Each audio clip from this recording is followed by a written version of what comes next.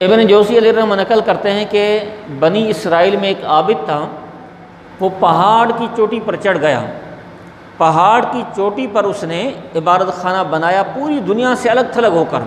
دنیا سے قطع تعلق کر کے پہاڑ کی چوٹی پر عبادت کرتا رہا۔ 60 سال اس عابد نے عبادت کی، اتنا بڑا عرصہ، 60 سال عبادت کرنے کے بعد اسے خواب دکھایا گیا کہ تجھ سے زیادہ عبادت گزار فلاں موچی ہے، اور تجھ سے زیادہ اللہ تعالیٰ کی بارگاہ مقام مرتبہ فلاں موچی کا ہے۔ جب نیند سے بیدار ہوا تو کہا محض ایک خواب ہے، کوئی توجہ نہیں کی۔ کچھ دن گزر گئے تو یہی دوبارہ خواب آیا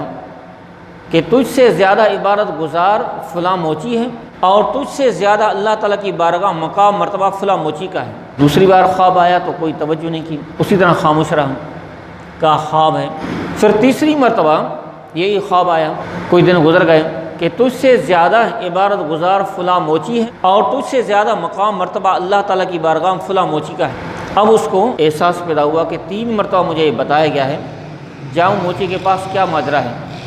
جب اٹھ کر اس موچی کے پاس گیا تو موچی نے جیسے اس عابد کو دیکھا، اٹھ کر کھڑا ہو گیا، ہاتھ باندھ کر کھڑا ہو گیا، پوچھنے لگا حضرت آپ عبادت خانے سے باہر کیسے تشریف لائے ہیں، حکم فرمائیے کیا کام ہے۔ عابد کے ہاتھ چومے۔ اس کے بعد عابد نے کہا کہ مجھے خواب میں بتایا گیا کہ آپ مجھ سے زیادہ عبادت گزار ہیں، اور اللہ تعالیٰ کی بارگاہ میں مجھ سے زیادہ آپ کا مقام مرتبہ ہے، مجھے عمل بتاؤ کیا کرتے ہیں آپ۔ تو اس موچی نے کہا میرا تو کوئی خاص عمل نہیں، وہ نہیں بتانا چاہتا تھا، ہچکچاہٹ محسوس کرنے لگا، شرم محسوس کرنے لگا۔ پھر اس موچی نے کہا کہ میں سارا دن رزق حلال کماتا ہوں، حرام سے بچتا ہوں، جو بھی کماتا ہوں رزق حلال اس کے 2 حصے کرتا ہوں، آدھا اللہ تعالیٰ کی راہ میں صدقہ کر دیتا ہوں، باقی آدھے کو سنبھال کر رکھتا ہوں، اپنے بچوں کے پاس لے جاتا ہوں، اپنی اولاد پر بچوں پر خرچ کرتا ہوں، اور اس کے علاوہ میں کثرت سے روزے رکھتا ہوں۔ عابد نے یہ سنا اور عابد نے تصور کیا یہ تو چھوٹا سا عمل ہے، چونکہ عابد ساری دنیا سے کٹ کر پہاڑ کی چوٹی پر عبادت میں لگا ہوا تھا نا، اس نے اسے قلیل محسوس کیا، کہا یہ تو تھوڑا ہے، چلا گیا۔ اب کچھ دن گزرنے کے بعد اس عابد کو خواب میں بتایا گیا جاؤ اس موچی سے پوچھو کہ آپ کا چہرہ زرد کیوں ہو گیا ہے، آپ کا چہرہ پیلا کیوں پڑ گیا ہے۔ آیا پوچھا کہ مجھے بتایا گیا ہے کہ آپ کا چہرہ پیلا کیوں ہے، مجھے بتاؤ، صحیح بات بتاؤ۔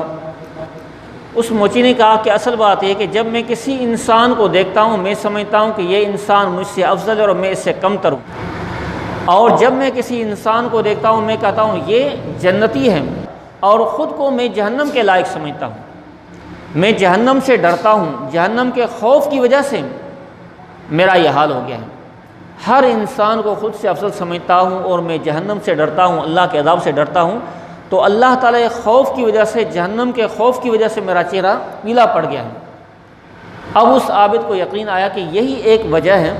بے شک وہ صدقہ بھی کرتا ہے، رزق حلال کماتا ہے، روزے بھی رکھتا ہے، نیک اعمال کرتا ہے، لیکن خود کو کم تر سمجھتا ہے، یہ اس کے افضل ہونے کی دلیل ہے۔ اور جو اس کے دل میں خوف خدا ہے، اللہ تعالیٰ کا ڈر ہے، جہنم کا ڈر ہے، یقیناً یہ اخلاص کا اعلیٰ مقام ہے۔